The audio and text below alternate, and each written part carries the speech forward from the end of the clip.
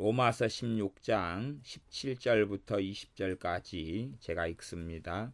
형제들아, 내가 너희를 권하노니 너희 교훈을 거스려 분쟁을 일으키고 거치게 하는 자들을 살피고 저희에게서 떠나라. 이같은 자들은 우리 주 그리스도를 섬기지 아니하고 다만 자기의 배만 섬기나니 공교하고 아첨하는 말로 순진한 자들의 마음을 미혹하느니라. 너희 순종함이 모든 사람에게 들리는지라. 그러므로 내가 너희를 인하여 기뻐하노니 너희가 선한 데 지혜롭고 악한 데 미련하기를 원하노라. 평강의 하나님께서 속히 사탄을 너희 발 아래서 상하게 하시리라. 우리 주 예수님의 은혜가 너희에게 있을지어다. 아멘. 형제들아, 내가 너희를 권하노니. 이제 로마서의 서신의 마지막 부분, 거의 마지막 부분이 되었습니다. 그렇다면 사도 바울의 입장에서, 나아가서 전능하신 아버지 하나님의 입장에서 로마에 있는 믿는 사람들에게 가장 중요한 당부, 그것도 가장 중요한 당부는 우리가 우리의 자녀를 학교에 보내게 될 때 되면 종종 하는 당부가 있죠. 어릴수록 신호등 건널 때 조심해라, 길 건널 때 조심해라 하는 당부를 부모들은 자주 합니다. 자녀가 어리면 어릴수록 더 주의시키고 더 주의시킵니다. 그것처럼 정말로 위험한, 그래서 믿음에 있어서 주님을 떠날 수도 있고 미혹되어 이단이 되어져 버려서 혹은 실족하여 넘어져 영영이 주님께 돌아오지 아니할 수도 있기 때문에 그러한 이유 가운데 가장 중요한 이유에 대하여 경계하고 있습니다. 그것이 로마서 16장 17절부터 말씀입니다. 형제들아, 내가 너희를 권하노니, 권면하노니. 어떤 내용에 대한 경계와 위험성을 이야기하느냐 하면 너희 교훈을 거스려 분쟁을 일으키고 거치게 하는 자들을 살피고 저희에게서 떠나라.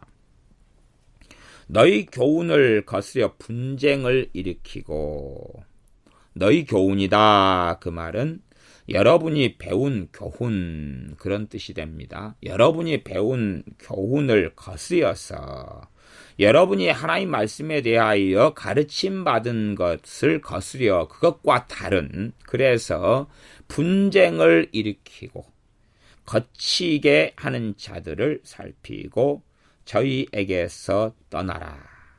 그렇다면 이 사람들이 형제의 이름으로 오고 주의 종의 이름으로 들어온다는 사실을 알 수가 있습니다. 심지어 내가 선지자이다, 내가 주의 종이고 하나님께 보냄을 받았다 하고 일어날 수가 있는 사람들입니다.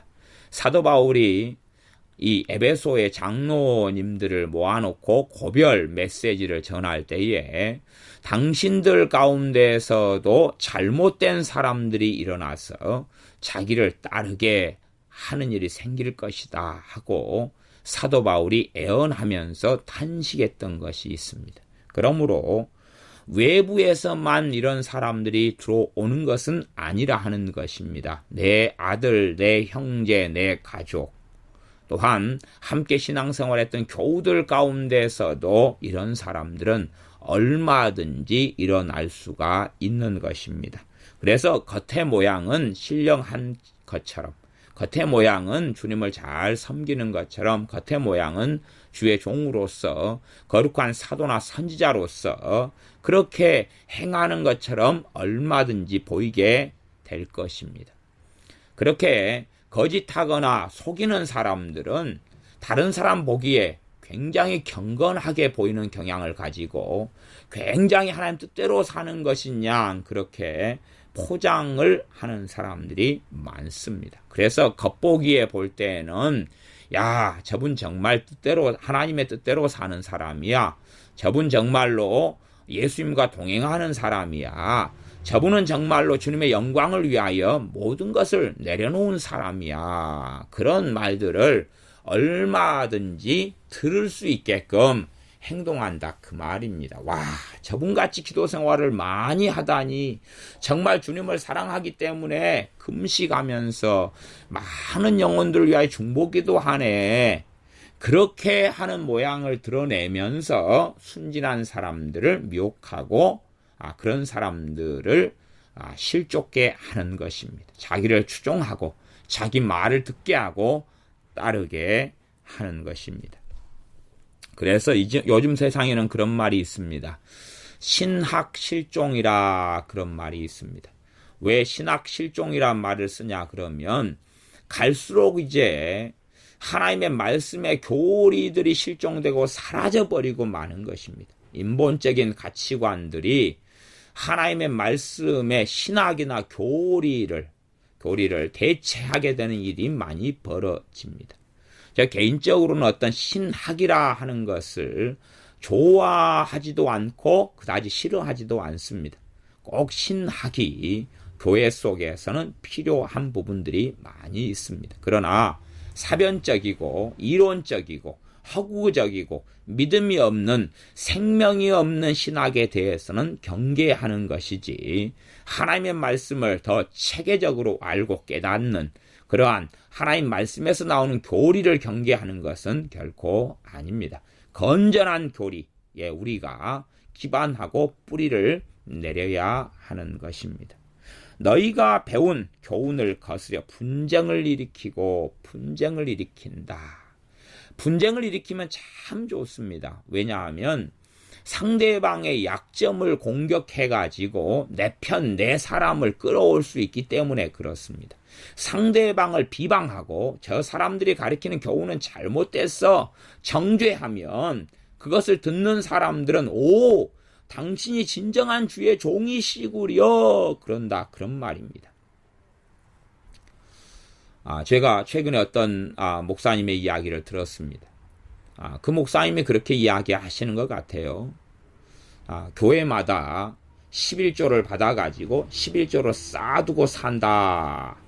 그러니 교회는 도둑놈들, 주의 종이나 목회자들은 도둑놈들이 가득하다.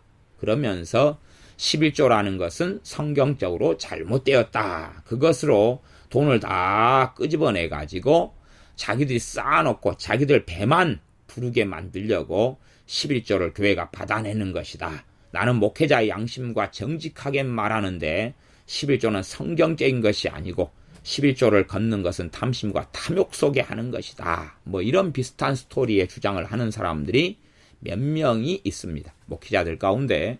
물론 더 많이 있을 것입니다만은 그까지는 제가 잘 모르겠습니다. 그 말을 듣는 사람들이 때로 어떤 사람은 11조에 시험이 든 사람들이 있을 거잖아요. 그래서 이 목사님은 정직한 목사님이네 뭐 그런 식으로 이야기합니다. 실제로 교회들이 어려워지는 가장 큰 이유 중에 하나는 하나님의 자녀들 성도들이 11조를 안 하기 때문에 그렇습니다. 실제로 11조를 안 해도 되지 않느냐? 11조에 대한 굳이 새로운 율법을 만들 필요는 없습니다. 없어요. 그러나 상식적으로 선에서 생각해 보자고요. 그냥 주님께서 11조도 하고 하지만 율법에 더 중요한 것이 있다.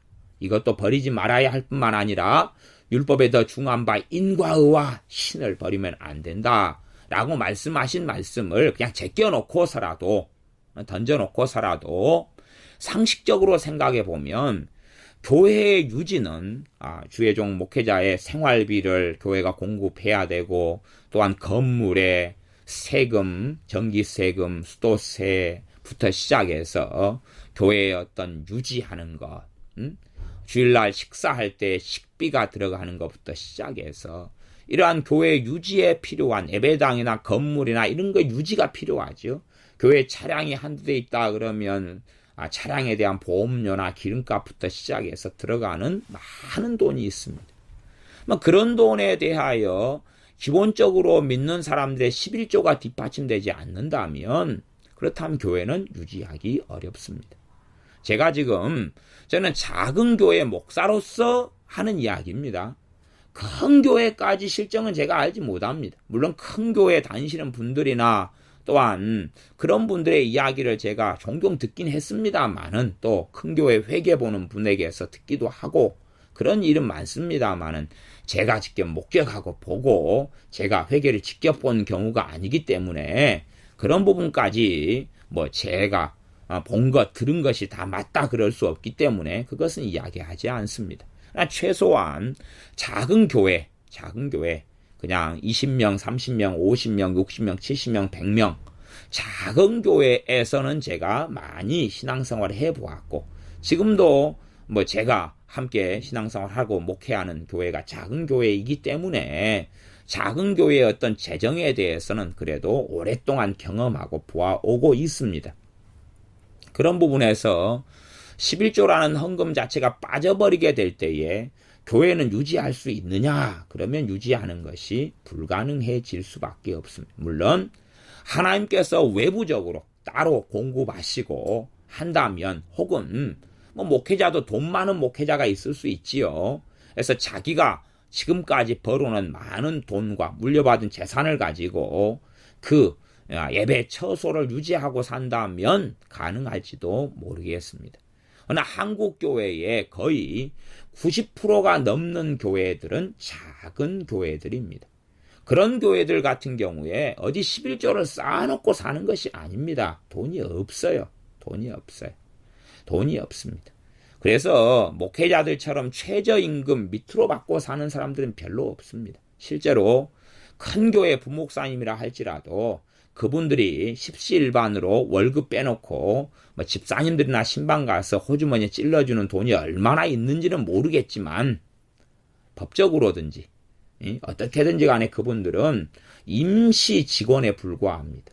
교회 임시 직원이기 때문에 언제든지 교회에서 나가라 그러면 나가야 되고 또한 퇴직금 같은 것도 제대로 없는 교회들은 다반사로 많습니다. 실제로 뭐 제 개인적으로도 제가 지금 목회하는 교회에서 떠난다 그래도 무슨 퇴직금이 있겠어요?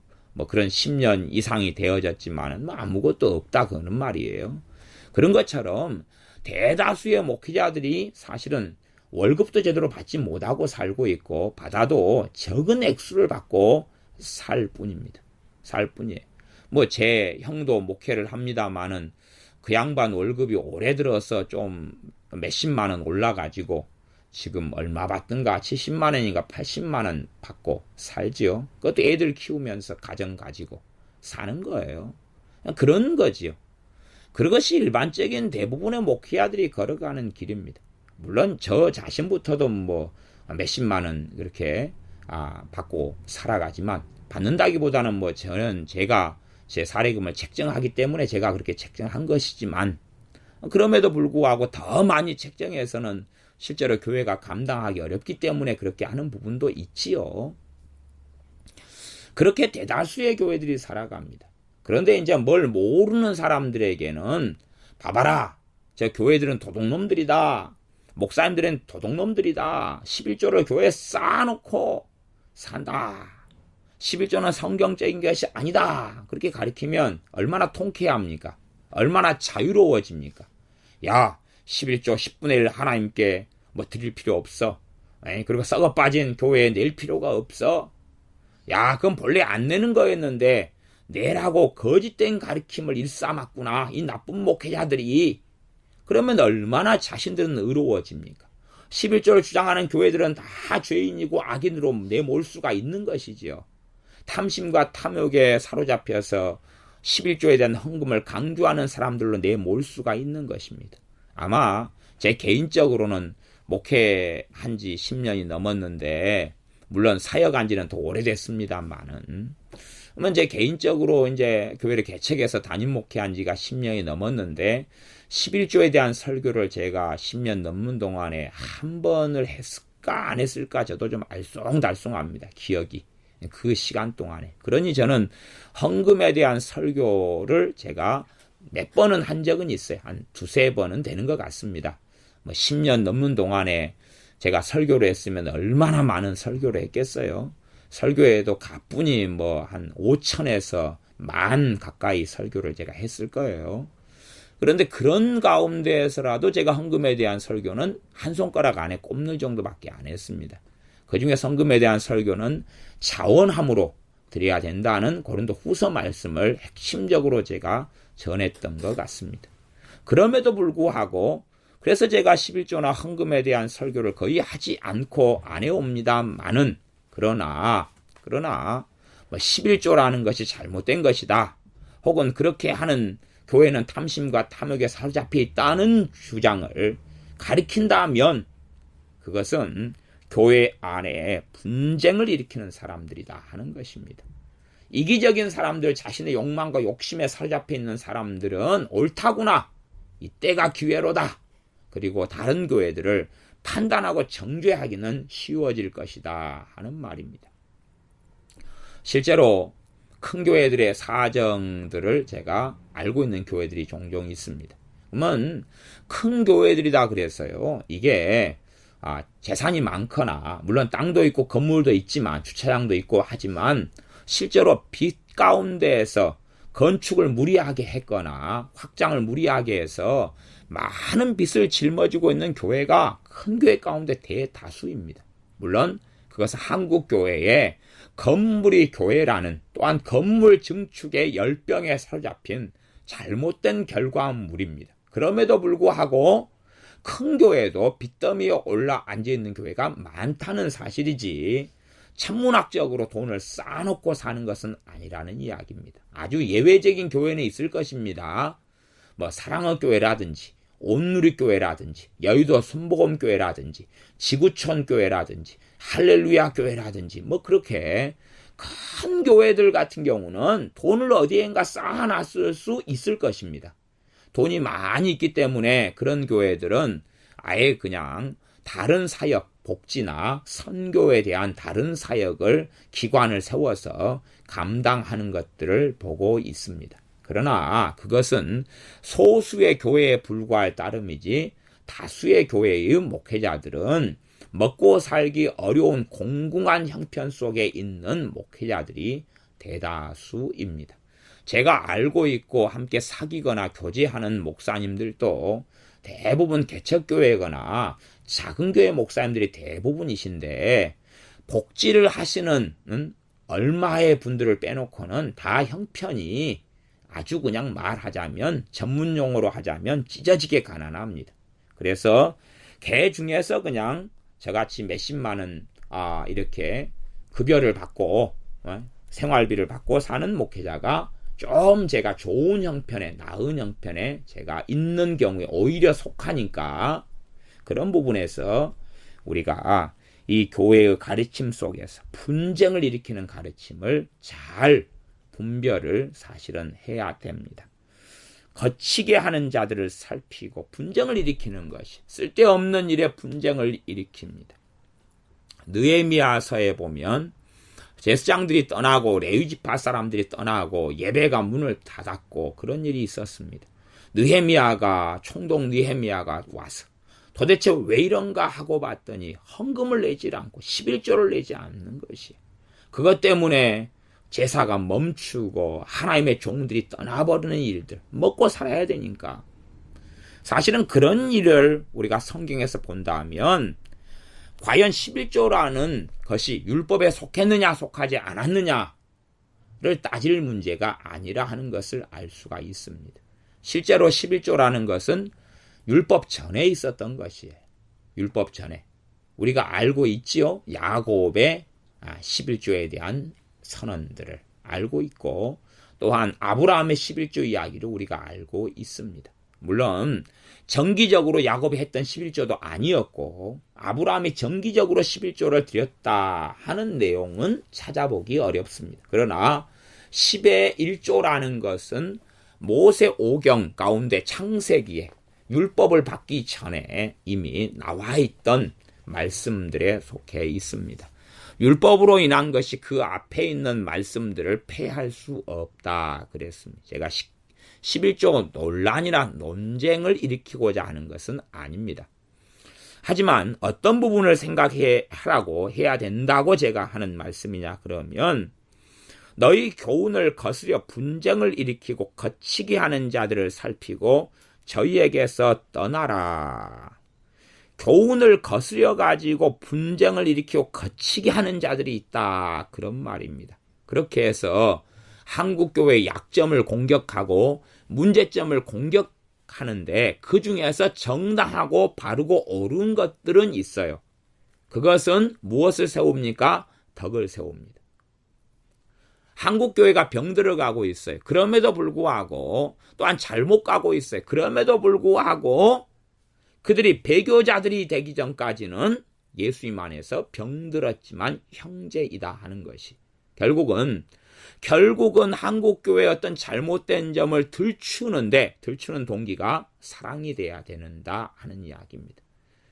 들추는 동기가 시기심이나 질투심이나 분열을 일으키는 것이거나 정죄하기 위한 목적이 되어진다면 사람들은 잘못 가게 되고 또한 그것을 말하는 사람들이 잘못되었다는 증명이 되어버리고 맙니다.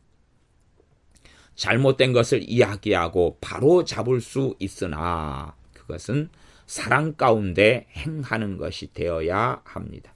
그래서 이미 로마서 14장 23절 같은 경우도 믿음으로조차 하지 아니한 모든 것이 죄니라. 믿음 가운데서 행해야 될 것이고 또한 너희는 사랑으로 행하라. 그렇게 말씀했으니 사랑으로 행하고 그렇게 되어져야 되는 것이지 단지 약점을 잡았네. 저 부분을 물고 늘어지면 많은 사람들이 논란과 논쟁 속에서 두 파가 나누어지는 거지요. 저쪽 파, 이쪽 파. 그렇게 해서 논쟁을 일으키면 내 편을 만들 수 있는 것입니다. 교회 안에서도 장로님이 예를 들어서 목사님을 공격한다. 그 이야기를 듣는 사람들은 이제는 두 패로 나눠질 것입니다. 그 장로님 말을 인정하고 따르는 사람하고 아니다. 나는 목사님을 인정하고 따르란다 하는 사람으로 나누어질 것입니다. 분쟁을 일으키는 목적은 자기 파를 만들고 자기 사람들을 만들기 위한 것입니다. 그들이 뭐라고 미워하고 아름답게 말하면서 성경을 굉장히 보기 좋게 설명하고 가리킨다 할지라도 그러나 분쟁을 일으키는 사람들, 거치게 하는 사람들 또한 이미 이 로마 교회에 믿는 사람들이 받은 교훈을 거스려서 이 로마서에 나와 있는 말씀들의 교훈 나아가서 과거 많은 하나님의 사람들을 통하여 로마에 있는 신자들이 우리로 말하자면 사복음서나 이렇게 말씀한 교훈과 다른 거스린 교훈들을 가리키는 사람들, 그런 사람들을 살피란 말은 경계하라 그런 말입니다. 경계하고 저희에게서 떠나라. 그러니 잘 분별해 보아야 되지 않습니까? 분별해라고 말씀하고 있는 것입니다.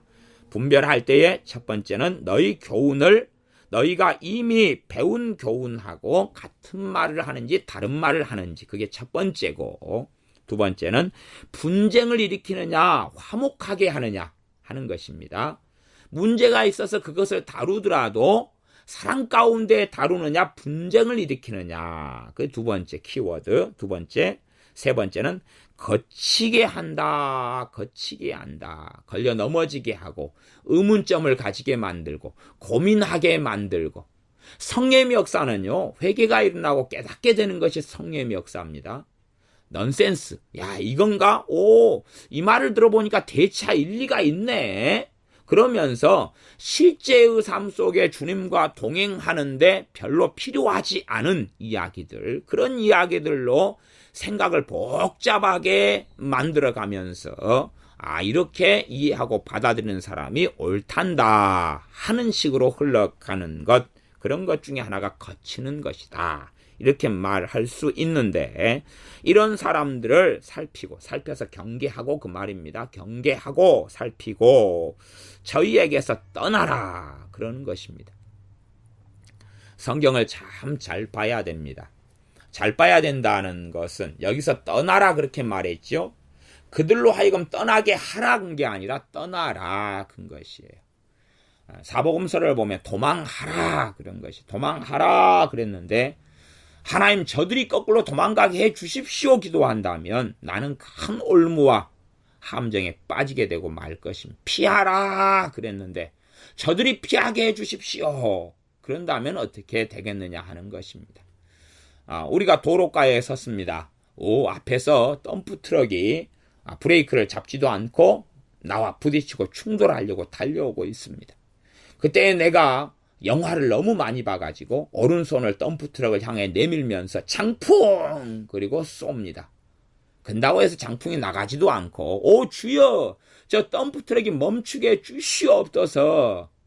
그런다 해서 쉽게 멈추지 않고 오히려 덤프트럭이 들이받아서 중상이나 혹은 사망이 일어나게 될 것입니다.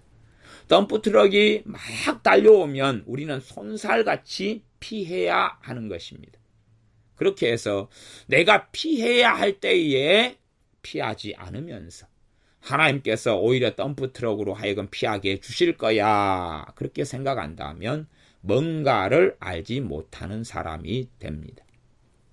그것처럼 저희에게서 떠나라 그러는 것입니다. 떠나라.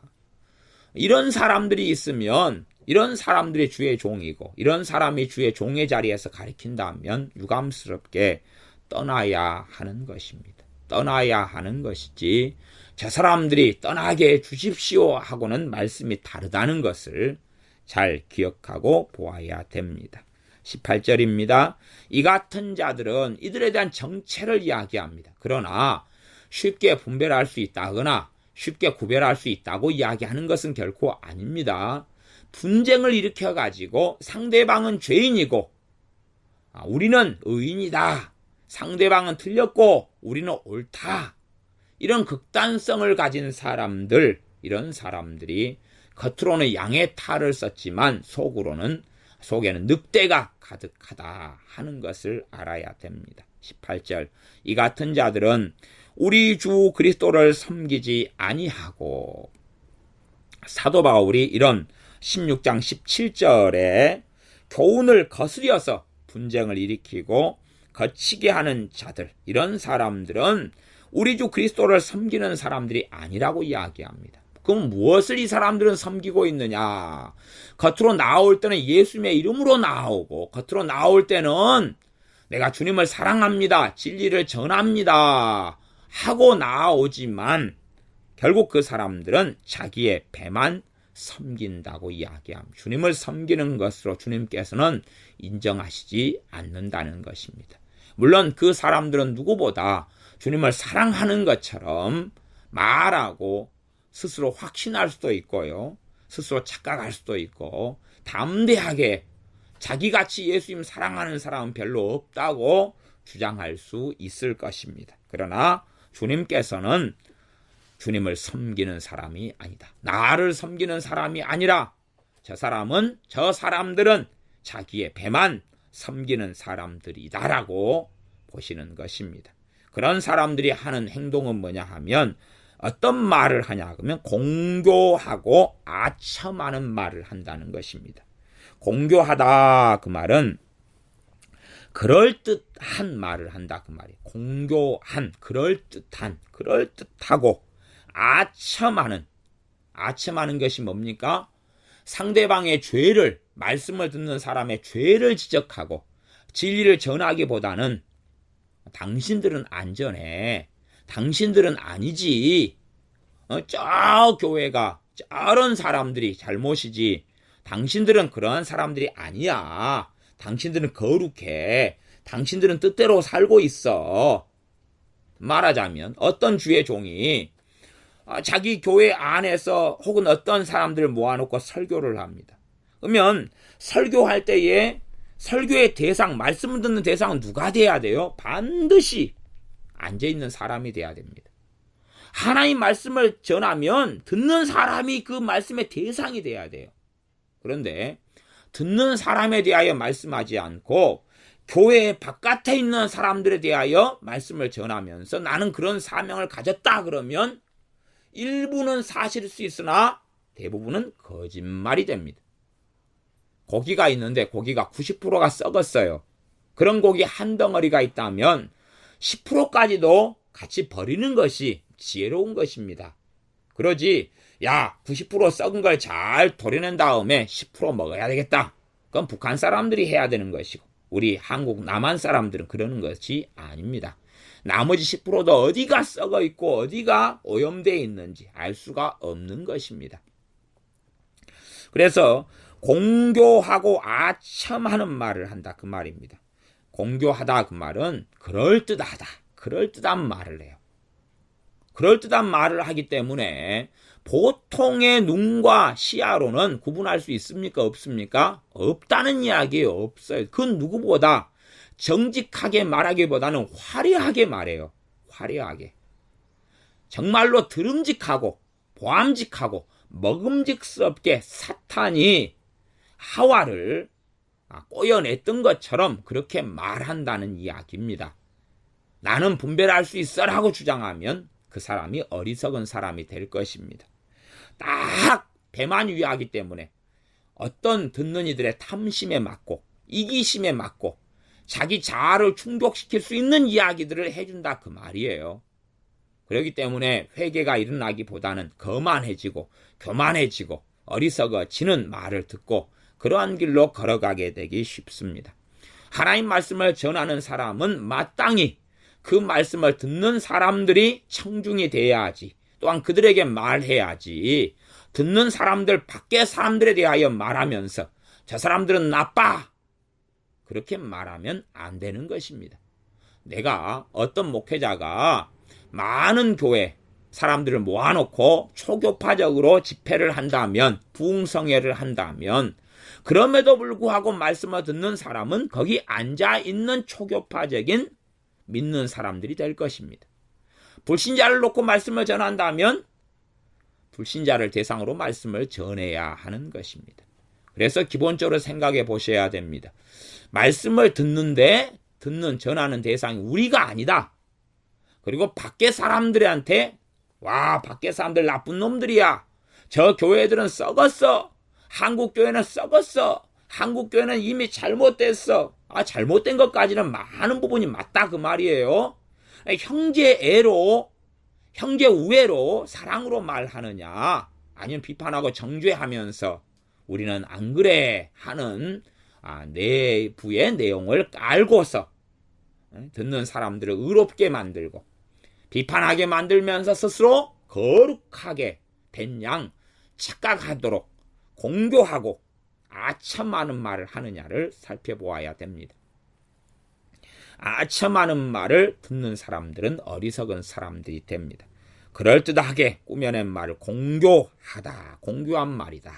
공교한 말과 아첨하는 말을 합니다. 어떤 사람들이 넘어가냐 그러면 순진한 자들이 넘어간다고 이야기합니다. 그래서 18절 하반절에 공교하고 아첨하는 말로 순진한 자들의 마음을 미혹하느니라. 누가 미혹됩니까? 순진한 사람들. 순진한 사람들의 마음에서 미혹이 일어납니다. 공교하고 아첨하는 말을 귀로 듣고 그것을 마음에 받아들이는 것입니다. 마음에 받아들이니 미혹이 일어나죠. 오, 그럴듯한데? 오, 저게 맞는 것 같아. 맞아오라. 괜찮아. 그렇게 되는 것입니다. 순진한 사람들은 듣고 넘어가게 되는 것입니다. 순진한 사람들은 듣고 자빠지고 실족하고 넘어가게 됩니다. 그러면서 야, 여기만 오라. 여기만 맞아. 이 목사님만 오라. 이 목사님은 시대적인 주의 종이야. 이런 착각들을 할 수도 있다 하는 것입니다. 이 목사님만 오라. 자요, 생각해 보십시오. 단순한 이야기를 해보겠습니다.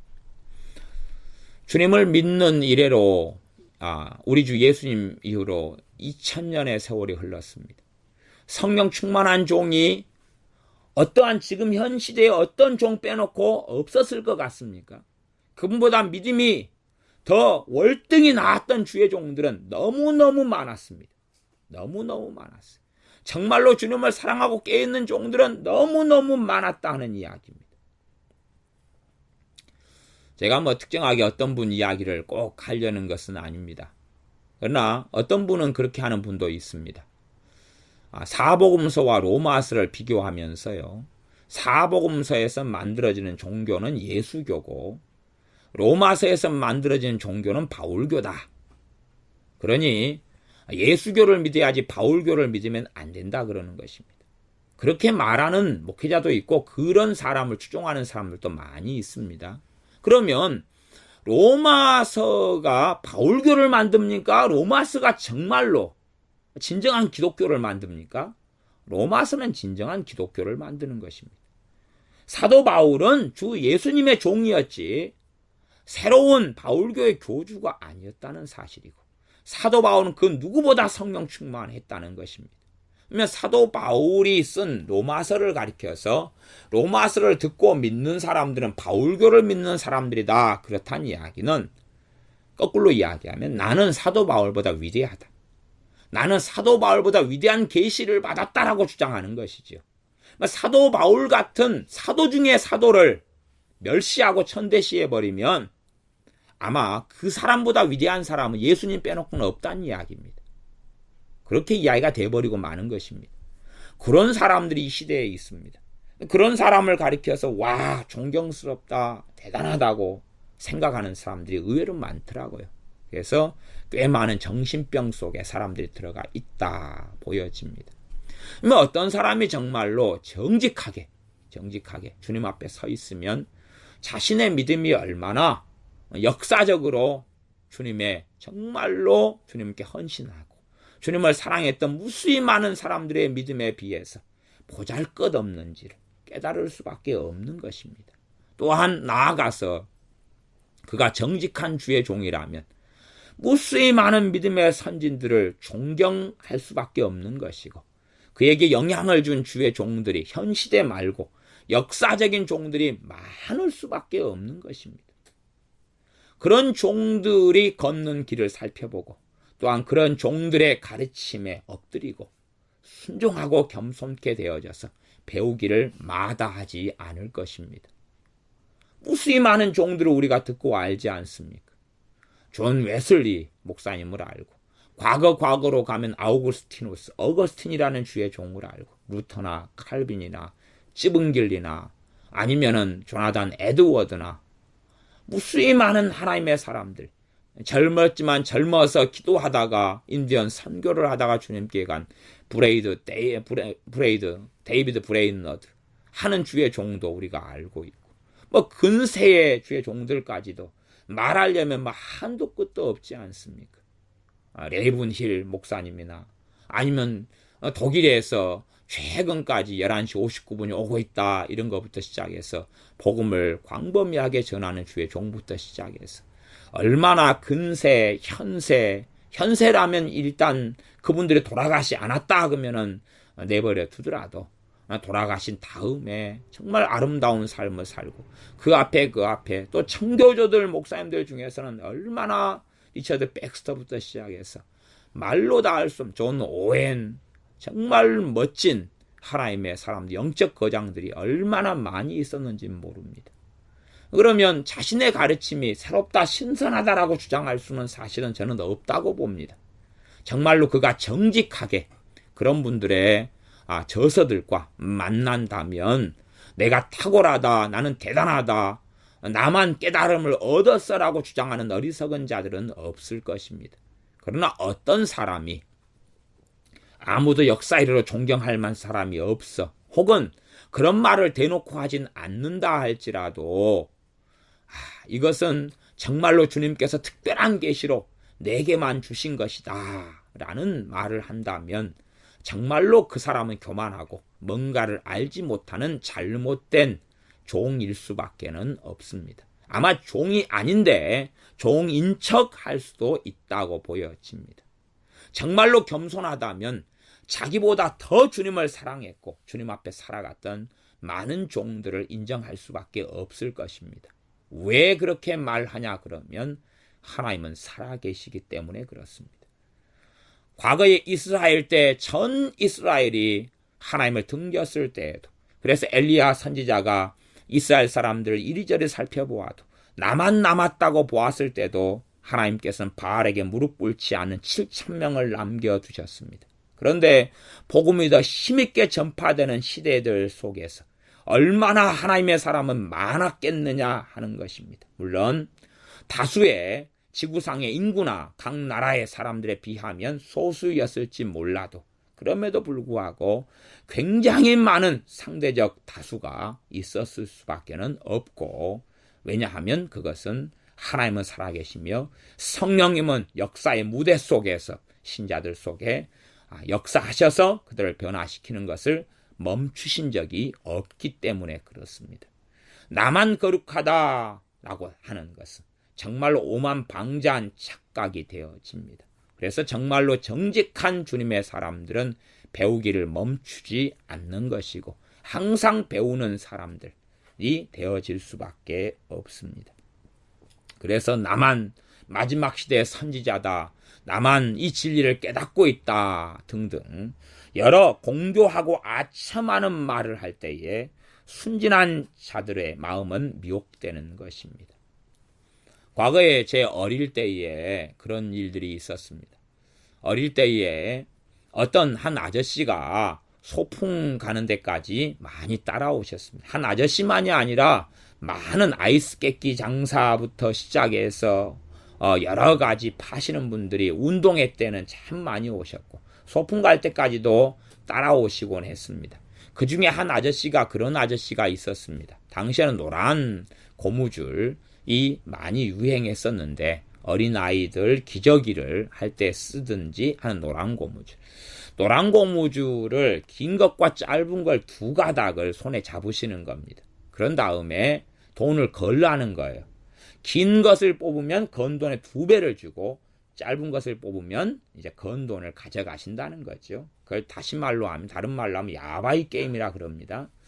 그래서 이제 볼 때의 확률은 반반인 거예요. 반반. 그래서 이제 두 가닥을 줄을 했을 때에 제가 연습으로 뽑아보라 그러더라고요. 연습 뽑을 때는 긴 것이 뽑힌 거예요. 그래서 이대로만 뽑으면 되겠다. 확률은 반반이니까. 그래서 내가 잃으면 예를 들어 100원을 걸었다 하면 잃으면 100원을 빼앗기지만 내가 반반 확률에서 따면 200원인데 이건 해볼 만하다. 그리고 해서 다 잃었습니다. 왜냐하면 나중에 그 고무줄 긴 것과 짧은 것을 어떻게 손에 잡느냐. 그래서 무조건 그 어떤 걸 뽑더라도 당연하게 짧은 것만 뽑히도록 해놓는 방법을 나중에 되어서야 알았지요. 그래서 차 속았구나. 그런데 10수년이 지나서 그 아저씨가 누군지도 모르고 그때 이런 몇백 원을 찾으려고 원한을 품고 달려갈 일도 없기 때문에 또한 그런 야바이 장사들은 다 사라져버렸기 때문에 더 이상 의미가 없는 것이 됐습니다. 하지만 제가 속아 넘어갔던 것은 제가 순진했기 때문에 그런 것이죠. 또 이런 작은 접시를 3개를 놓고 돌리지요. 그 안에 공을 집어넣고 돌리면서 알아맞히면 돈을 몇 배를 주겠다. 그렇게 하는 야바이도 한때 유행을 했었습니다. 어떤 사람들이 넘어가느냐 그러면 공교하고 아첨하는 말을 그분들은 합니다. 바람잡이들도 놓고 하기도 하지요. 어떤 사람이 넘어갑니까? 순진한 자들이 넘어가는 것입니다. 순진한 자들이 넘어갑니다. 그래서 미혹이 되고 마는 것입니다. 그러한 정말로 경고, 이 경계, 참 중요한 경계를 사도 바울을 통하여 주님께서 쓰신 로마서의 말미에 이 경고를 하고 있는 것입니다. 이런 사람들에게서 떠나라 하는 경고를 하고 있습니다. 19절입니다. 너희 순종함이 모든 사람에게 들리는지라. 그러므로 내가 너희를 인하여 기뻐하노니 너희가 선한데 지혜롭고 악한데 미련하기를 원하노라. 정말로 순종을 잘하는 교회, 가장 큰 순종은 주님께서 말씀하신 서로 사랑하라 하는 순종이 가장 큰 순종이라 그랬습니다. 이런 순종을 하는 교회가 로마 교회였습니다. 이 로마 교회의 소문이 로마라는 지역을 넘어서서 사도 바울이 있는 데까지 혹은 많은 사람들까지도 듣게 되었다 하는 것입니다. 얼마나 본이 되고 덕이 되었는지. 그러므로 내가 너희를 인하여 기뻐하노니, 이러한 삶을 로마에 있는 신자들이 살고 있기 때문에 기뻐한다고 말하면서 너희가 선한 데 지혜롭고 악한 데 미련하기를 원하노라 말씀합니다. 악한 데 미련하다, 그 말은 악한 데 순진하다, 순진하기를 원한다, 그 말입니다. 그래서 앞에는 순진한 자들의 마음을 미혹하는데, 우리가 선한 데는, 선한 것이 가장 기본적으로 진리죠. 진리는 선한 것입니다. 율법도 선한 것이다 그랬습니다. 이러한 진리의 부분이 가장 기본적인 것인데, 이러한 부분의 선한 데에 지혜로워야 한다. 대신에 악한 데는 미련해야 한다. 악한 데는 미련해야 한다 라고 말씀하는 것입니다. 내가 사람들을 어떻게 속일까, 어떻게 사기를 칠까, 그러면 미련해야지. 그런 부분에 지혜가 없어야지 되는 것입니다. 그런 부분에 지혜가 있어서 사람을 이용해 먹고 속이는데 똑똑하면 안 된다 하는 것이지요. 그러나 선한 데는, 진리의 부분이나 하나님이 기뻐하시는 선한 부분에는 지혜로워야 한다는 이야기입니다. 그렇게 해야지만이 우리가 이 아첨하고 공교한 그럴듯한 말로 속이는 일을 경험하게 될 때에 우리가 지혜롭기 때문에 이 올무에, 이 덫에 걸려들지 않게 되는 것입니다. 또한 악한 데에 지혜로워 버리면 악으로 쉽게 달려가 버리고 마는 것입니다. 이제 주식은 제가 전에도 죄가 아니다 그랬습니다. 주식이 죄라면 모든 기업하는 주식회사가 죄가 될 것입니다. 그런데 이제 어떤 사람에게는 주식을 하는 것 자체가 죄가 될 수 있냐 그러면, 탐심이 많은 사람, 마음속에 돈을 사랑함이 많은 사람은 주식 자체가 죄가 될 것입니다. 그러면 그런 사람이 주식에 대한 지혜를 가지고 있을 수 있습니다. 그런 사람이 발휘하는 그 지혜는, 주식에 대한 탐심을 가진 사람의 주식에 대한 지혜는, 그것은 악한 대로 흘러가게 되는 것입니다. 차라리 탐심을 가진 사람은 주식에 대하여 뭐 해야 됩니까? 미련해야 되는 것입니다. 어떻게 해야 되는지 몰라야지 그 속에 빠져서, 그 덫 속에, 함정 속에 빠지지 않게 된다 하는 것입니다. 그렇게 되어져야지만이, 악한 데는 미련해야지만이, 악을 저지르고 죄를 저지르는 데는, 그런 데는 약삭 빠르지도 않고 지혜도 없고 미련해야지만이 그 덫 속에, 함정 속에 빠져서 비참한 길을 걷지 않게 됩니다. 20절, 평강의 하나님께서 속기 사단을 너희 발 아래서 상하게 하시리라. 로마에 있는 신자들의 삶이 생각외로 순탄하거나 평탄하지 않았다 하는 것을 우리가 이 16장 20절 말씀으로 엿볼 수가 있습니다. 그래서 피차간의 믿음으로 서로 안위함을 얻자라고 로마서 1장에서 사도 바울은 이야기하고 있었습니다. 평강의 하나님이 속히 사단을 너희 발 아래서 상하게 하시리라. 로마에 있는 교회가 사단의 공격을 참 많이 받았다는 걸 알 수 있습니다. 그래서 평강한 삶을 환경적으로는 별로 살지 못했다 하는 것을 우리가 볼 수가 있습니다. 그러나 믿음의 선언을 사도 바울은 하고 있습니다. 평강의 하나님께서 속히 사단을 너희 발 아래서 상하게 하시리라 라고 믿음의 선언을 하면서 이 믿음을 가지도록 권면하고 있는 것입니다. 로마에 있는 신자들을 환난 속에, 또한 고통 속에 빠뜨리는 이가 하나님이 아니라, 하나님은 평강의 하나님이시고 이들은 사단의 공격 속에서 평강을 누리지 못하고 고통스럽게 환경적으로 환난을 당하는 부분이 있다고 말씀하는 것입니다. 우리가 로마서 12장에서 그것을 보았지 않습니까? 환난은 인내를, 인내는 연단은 소망을 이루는 줄 알미라. 그런 말씀을 우리가 본 적이 있습니다. 그것처럼 이 로마에 있는 신자들의 삶 속에서 많은 환난들을 겪었다 하는 것을 우리가 생각해 볼 수 있습니다. 그럼에도 불구하고 이 환난의 출처가 하나님께서 합력하여 선은 이루시지만 하나님께서 그 환난의 출처는 아니시라는 것입니다. 하나님께서 환난의 출처가 되는 것이 아니라 원수 마귀 사단이 그 환난의 출처가 되는 것입니다. 아까 로마서 12장이 아니라 로마서 5장이었습니다. 로마서 5장 3절에 보면 다만 이뿐 아니라 우리가 환난 중에도 즐거워하나니 이는 환난은 인내를, 인내는 연단을, 연단은 소망을 이루는 줄 알미로다. 이렇게 환난 중에도 우리가 즐거워한다.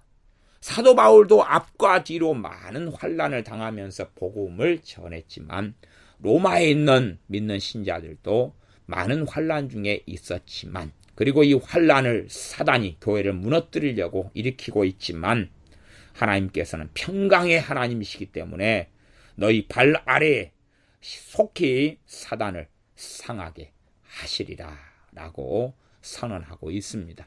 우리의 씨름은 혈과 육에 대한 것이 아니오 정사와 권세와 이 어둠의 세상 주관자들과 하늘에 있는 악한 영들에 대한 싸움이다라고 에베소서에서 말씀하고 있습니다. 우리의 싸움과 우리의 씨름과 우리의 전투의 대상이 원수 마귀인 경우가 많지 하나님과 씨름하는 것은 아닙니다. 하나님과는 결코 우리는 씨름할 수 없고 하나님과 싸울 수 없는 것입니다. 오히려 하나님께서 우리를 위하여 싸워주셔야 되고 또한 우리가 하나님을 위하여 우리 주 예수님을 위하여 선한 믿음의 싸움을 싸워야 하는 것입니다. 우리 주 예수님의 은혜가 너희에게 있을지어다. 이 환난을 당하고 환난 속에 있는 그러한 로마에 있는 신자들에게 사도 바울이 가득한 주님의 사랑으로 이들에게 주님의 은혜가 있을지어다 라고 축복을 선언하고 있습니다. 이 환난을 당하고 환난 속에서 믿음을 유지하며 그럼에도 불구하고 순종하면서 살고 있는 로마에 있는 주님의 자녀들, 로마에 있어서 예수님을 믿어 예수님 안에 형제 자매된 이들의 삶 속에 평강의 하나님께서 속히 사단을 너희 발 아래서 상하게 해주시고 또한 주 예수님의 은혜가 있기를 선언하고 있습니다. 기도하겠습니다. 아버지 하나님, 믿는 신앙과 믿는 교회 안에 많은 사람들이 들어와서 거짓 선생들, 거짓 사도들, 거짓 선생들이 들어와서 오히려 공교하고 아첨하는 말로 순진한 사람들의 마음을 미혹하게 하고 또한 교훈을 다른 교훈을 가리키고 분쟁을 일으키고 거칠은 말들, 가르침들을 가리켜서 이들의 가르침들을 듣다 보면 주님과 상관없는 자기의 배를 섬기는 삶을 살아갈 수밖에 없사오매 우리가 분별력을 가지고 우리가 아첨하고 공교한 그럴듯한 말을 하는 사람들을 살펴서 그러한 말들 속에 들지 아니하고 진실로 진리의 귀를 기울이고 진실로 주님을 사랑하며 진리 가운데 살아가서 선한데 지혜롭고 악한데 미련하고 악한데 순진한 그런 사람들로 살게 하여 주셔서 주님을 영화롭게 하며 진리의 길 가운데 선한 길 가운데 우리가 지혜롭게 주님만을 따르게 하여 주시옵소서. 예수님의 이름으로 기도하옵나이다. 아멘.